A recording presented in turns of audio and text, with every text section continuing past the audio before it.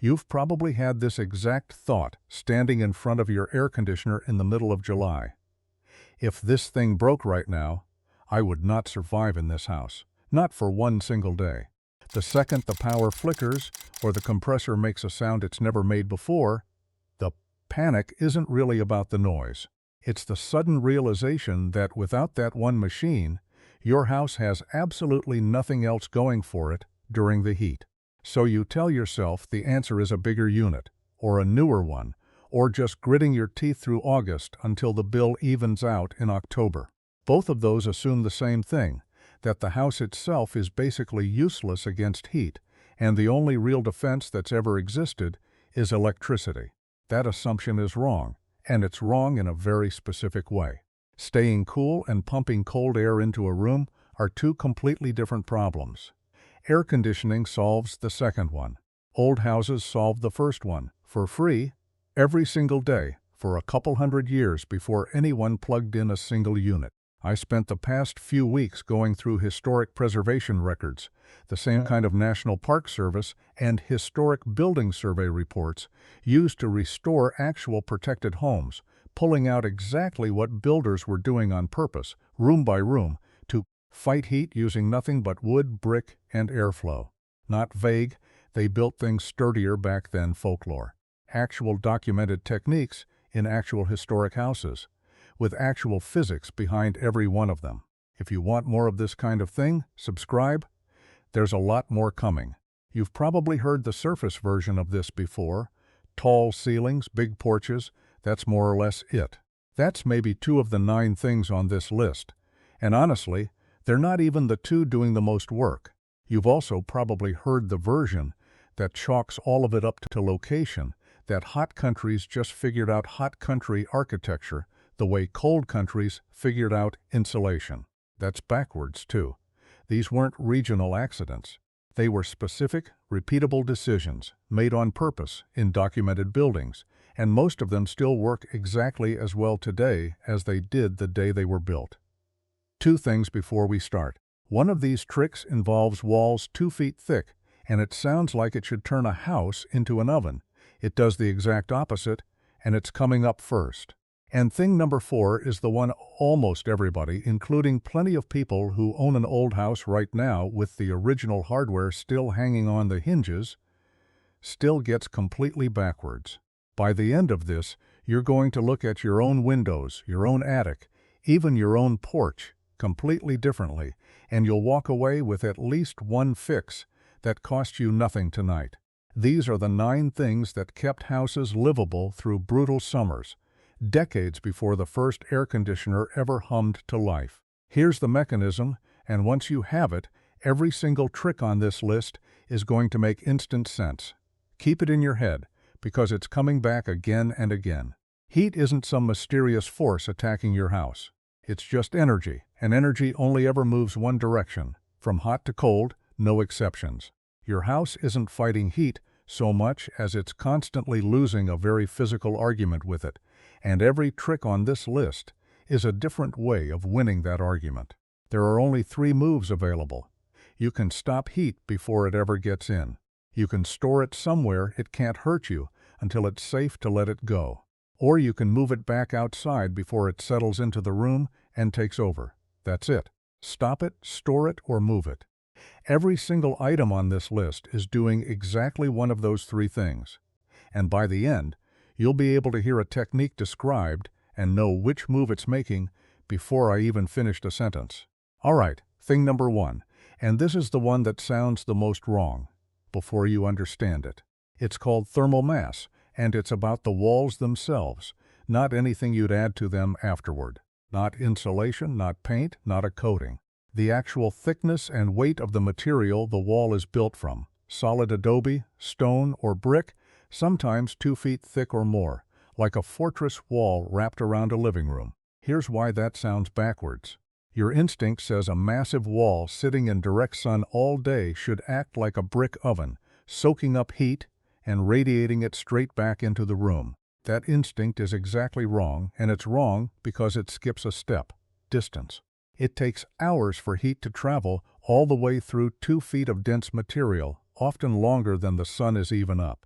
By the time that heat finally reaches the inside surface of the wall, the sun outside has already gone down, and the air has already started cooling off. The wall isn't storing heat against you. It's storing yesterday's coolness and handing it back to you on a delay. At the Warner Carrillo Ranch House in California, built in the 1850s, the dense adobe walls keep the interior remarkably cool even on the hottest days. And at Lyndhurst, the estate in Tarrytown, New York, thick masonry walls insulated the house and kept the interior cooler for longer through the day. Here's the part people get wrong, and it's critical. Thermal mass only works if you close the loop on both ends. Leave your windows open all day, letting hot outdoor air pour straight past that wall. Or skip closing them again once night falls, and you've thrown away the delay you were relying on, and the cool air you needed, stored overnight, just drifts back outside. This trick has a climate limit worth knowing, too. It shines in hot, dry places with cool nights, because that's what it needs to reset the cycle. In hot, humid regions where nights stay warm, too, the same mass can work against you, holding onto heat instead of releasing it. You obviously can't rebuild your walls 2 feet thick this weekend, and that's the one honest limit here. This is the hardest trick on the entire list to retrofit. But the same principle scales down. Exposed brick, a solid stone or concrete floor, or even an indoor water wall all act as smaller thermal batteries, soaking up daytime heat and releasing it slowly once things cool off. The material matters more than the amount of it, too. Dense materials like stone and brick hold far more heat per pound than light materials like drywall or wood, which is exactly why a light modern wall heats up and cools down almost instantly, while a thick historic one barely moves all day. It's not a forgotten idea either. Modern passive house designers are leaning on this exact principle right now, as energy costs climb and people look for ways to cool a home that don't run through the electric meter. Thing number 2, and this one isn't a fix inside your house at all. It's about never letting the heat in to begin with. It's the detached summer kitchen, an entire second, smaller building, separate from the main house, used only for cooking during the hot months. This is not a summer cottage or a guest house. It's a single-purpose outbuilding, sometimes just one room, whose entire job is to hold the stove, the oven, and every fire hot enough to cook a meal. At Whitehaven, the boyhood home of Ulysses S. Grant in Missouri, meal preparation moved to a detached stone summer kitchen every summer, specifically to avoid the additional heat a working kitchen produces. The move sounds like a housekeeping choice. It's actually the cleanest version of the stop strategy on this whole list. Instead of fighting a heat source, once it's already inside your walls, you just never let that heat source touch the house at all. The mistake people make hearing this one is assuming it's about keeping the kitchen itself cool. It isn't. A wood-fired oven or a cast-iron stove throws off a genuinely enormous amount of heat all day, every day, in the hottest months of the year, and if that heat starts inside your living space, no amount of cross breeze or shade is going to fully undo it. You can't out-ventilate a stove that's still running. You have to move the fire. You don't need to build a second structure to use this. The same logic is why outdoor kitchens and backyard grills have stuck around long after air conditioning made the original problem optional. Moving the cooking heat outside, even for one meal a week in July, keeps that heat out of the room you're trying to keep cool. And on nights you're not grilling, a microwave or a slow cooker puts out a fraction of the heat a full oven does, for the exact same reason the original summer kitchen existed: less fire inside, less heat inside. Even something as small as running your dryer or dishwasher in the early morning instead of mid-afternoon is the same trick, shrunk down to appliance size. Keep the heat-producing task away from the hours the house is already fighting hardest to stay cool. Thing number 3. You already knew a version of this one. But old builders were doing it a lot smarter than the modern deck you're probably picturing. It's the deep porch, not a narrow strip of decking by the front door, but a wide, covered structure running along one or more sides of the house, sometimes wrapping the whole building, often 2 stories tall. At Lyndhurst, the 1894 bowling alley had a large covered veranda that, combined with the breeze moving through it, created a genuinely cool outdoor living space. The Hurd Craig House in Texas, built in 1891, still stands with a broad two-story wraparound porch, its facade further shaded by a mature tree canopy. The physics here is almost embarrassingly simple, which is exactly why it gets overlooked. A porch is a permanent shadow.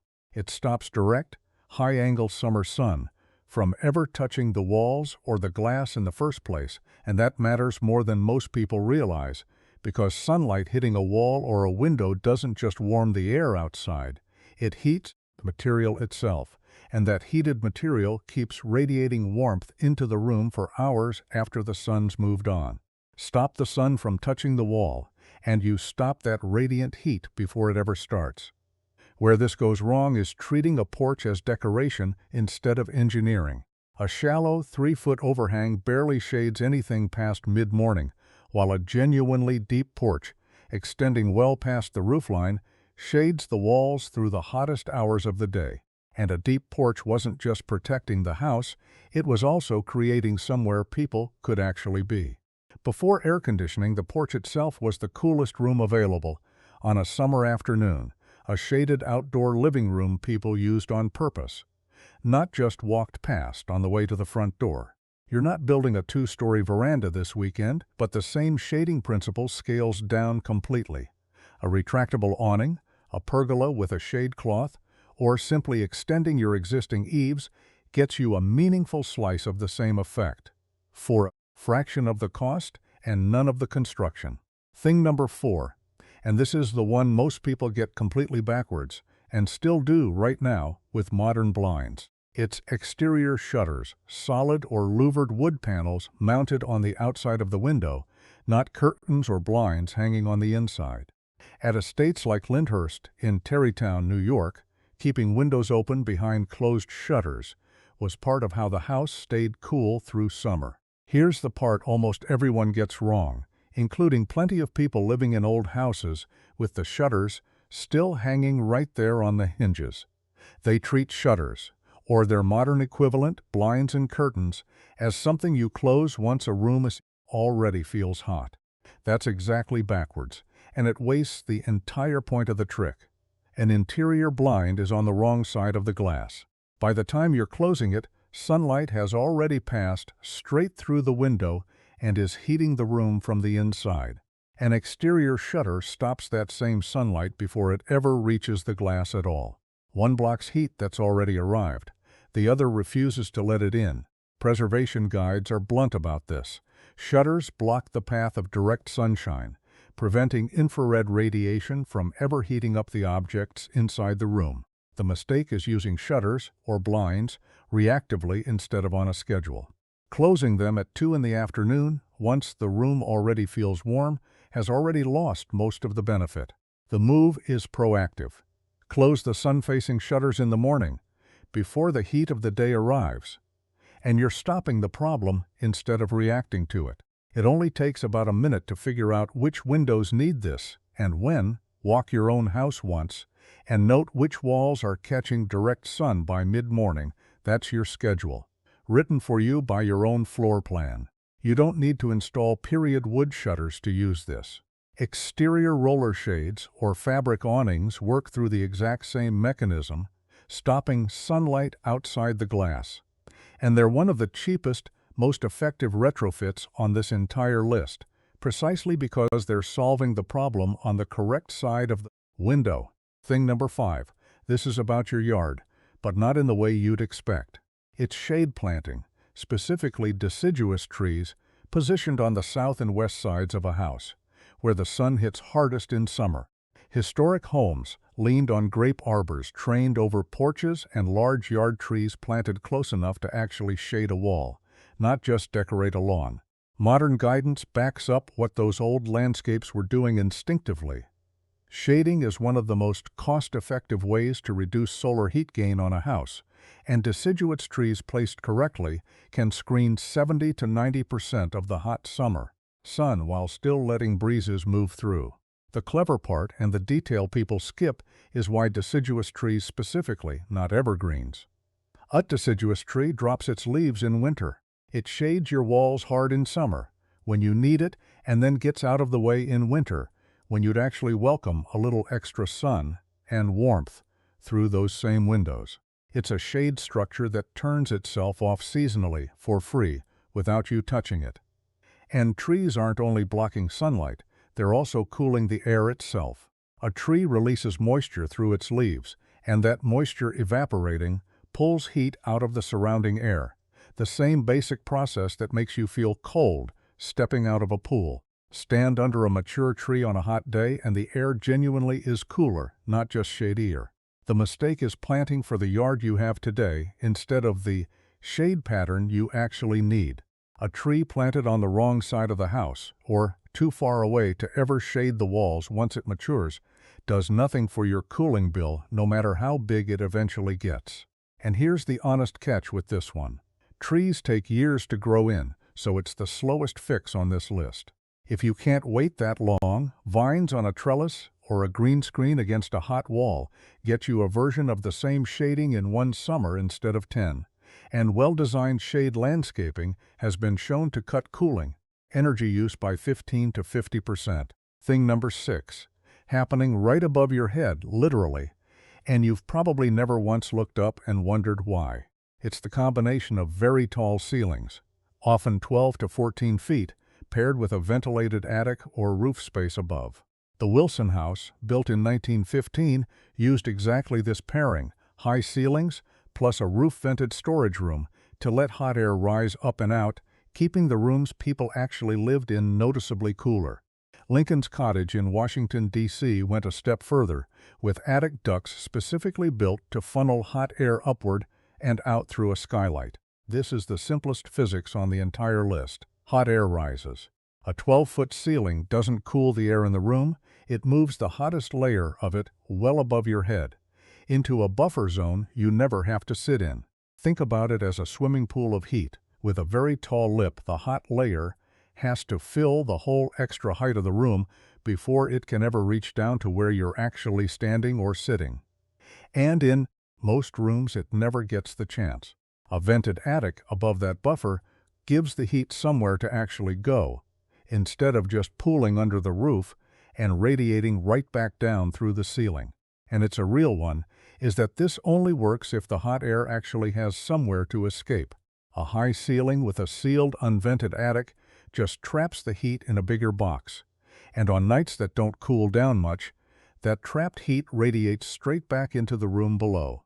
You're not adding 4 feet to your ceiling this year, but a powered attic fan is the direct modern version of the same idea. Pulling that trapped hot air out of the roof space, instead of letting it sit there and cook the rooms underneath it. Thing number 7, the simplest one on this entire list, and also the one people get laziest about. It's cross-ventilation. Windows and doors positioned directly across from each other, so air can move in a straight line through a room, instead of just sitting in one open window going nowhere. Many historic southern and tropical homes were built around a central hall, running straight through the house specifically to maximize this. At Montpelier, James Madison's home, clerestory sidelights next to the front door could be lowered into slots specifically to admit side breezes into the drawing room. Taliesin West was oriented from the ground up to take advantage of breezes, shade, and cross-ventilation together. This only works on pressure difference and moving air, so it lives or dies on one detail people skip constantly. Opening one window does almost nothing. Air needs an entrance and an exit, ideally on opposite or adjacent walls, or it just sits there. And cross-ventilation is only pulling cool air in if the outdoor air is actually cooler than what's already inside. Running it in the middle of a 95-degree afternoon just moves hot air around instead of replacing it with anything better. The real window for this trick is early morning and night, when outdoor air is at its coolest. Open opposite windows then, and close the house back up once outdoor temperatures climb past indoor ones, which is the exact same closing move the thermal mass walls back in trick number 1 needed to actually hold their overnight coolness. You don't need a central hall to use this. Even in a small apartment, opening windows on 2 different sides of the unit, instead of just the one nearest you, is the entire trick, and it costs nothing but remembering to do it. Thing number 8, the smallest fix on this list, and one of the cheapest. It's the transom. A small window mounted directly above a door, hinged so it can stay open even when the door underneath it is closed. In 1858, every bedroom door at Kenworthy Hall in Alabama was built with a transom above it, an unusually early and deliberate use of the device specifically for ventilation. Here's what makes it clever. Closing a door normally seals a room off from any airflow moving through the rest of the house. A transom breaks that rule on purpose. The door can stay shut for privacy, and hot air trapped near the ceiling of that room still has somewhere to escape, because heat rises, and the transom sits right at the top of the doorway, exactly where that rising air collects. The mistake is treating a transom like a decorative detail instead of what it actually is, a permanently cracked window that only ever needs one person once to open it. If nobody actually opens the thing, it's just glass. You don't need to cut a hole above every door in your house to use this idea. A simple screened vent, or even leaving interior doors open a few inches at the top, gets you the same continuous airflow a transom was built for close to nothing. And thing number 9, the most underrated one on this entire list. It costs the least, and it gets talked about the least. It's the sleeping porch. A screened porch or balcony, usually upstairs, built and used specifically for sleeping outdoors on hot nights. Every trick so far on this list has been about moving heat. This one flips the entire strategy. Instead of moving the heat away from you, it just moves you to where the heat already isn't. At the Truman family home in Independence, Missouri, Harry Truman's daughter remembered the upstairs sleeping porch specifically as somewhere she napped and even slept overnight, only in summertime, when it was too hot to stay inside. Photographs from 1923 show a screened sleeping porch on the roof of the White House itself, built for exactly the same reason. A porch, elevated and open to whatever breeze existed, is almost always cooler at night than a closed bedroom holding on to a full day's worth of stored heat. The only real mistake with this one is assuming it needs a dedicated structure to work, which is probably why it's the most overlooked trick on this whole list. The entire benefit comes from two things: moving air and getting away from a room that's been absorbing heat all day. A bedroom on the upper floor of a house has usually been soaking up heat through the roof and the walls since noon, and by 10 at night, it's still radiating that heat back at whoever's trying to sleep in it. A screened porch, open on multiple sides with nothing but a roof over it, was never absorbing that same amount of heat in the first place. So it starts the night already ahead. A screened porch edition gets you the real version. But a ceiling fan, running directly over your bed on a genuinely hot night, recreates a surprising amount of the same effect for the price of a light switch, which might be why it survived, in one form or another, in almost every hot climate house built since. Let's bring all 9 of these together, because there's one thread running under every single one of them. Thick masonry walls store heat and hand it back on a delay, so the coolest part of the day arrives right when you need it. The detached summer kitchen stops a heat source from ever touching the house at all. Deep porches stop direct sun before it ever reaches the wall. Exterior shutters do the exact same job as the porch, just on the window instead of the whole facade, and only if you close them before the heat arrives, not after. Shade trees stop the sun too, and then get out of the way every winter without you lifting a finger. High ceilings and vented attics move the hottest air in the house up and out, instead of pooling it around your head. Cross ventilation moves that same hot air completely out of the building, using nothing but 2 open windows and a pressure difference. Transoms keep that airflow moving even through a closed door. And the sleeping porch doesn't fight the heat at all, it just moves you somewhere the heat hasn't reached yet. Notice what none of these 9 things have in common. Not one of them plugs into a wall. Every single one is either stopping heat, storing it, or moving it. The same 3 moves over and over, in 9 different disguises. Notice something else too, not one of them worked alone. A house with deep porches and shutters, but no cross ventilation was still stuffy inside. A house with perfect airflow, but no shade was fighting a losing battle the second the sun hit the glass. These 9 things were never a menu you picked one item off of. They were a system, stacked together, each one covering for what the others couldn't do by themselves. Air conditioning didn't invent staying cool. It just replaced 200 years of genuinely clever engineering with a switch. Your house was never actually defenseless against summer. The people who built houses before you were fighting the exact same heat you are, with a much smaller toolkit, and they won more often than you'd think. If you only take one of these 9 and use it tonight, make it the shutters, or your closest modern equivalent. Closing your blinds in the morning before the sun's fully up, instead of in the afternoon once the room already feels hot. It costs you nothing, it takes about 30 seconds, and it's the single easiest way to feel the difference between stopping heat and reacting to it. If this changed how you look at your own house, subscribe. There's a lot more like this coming.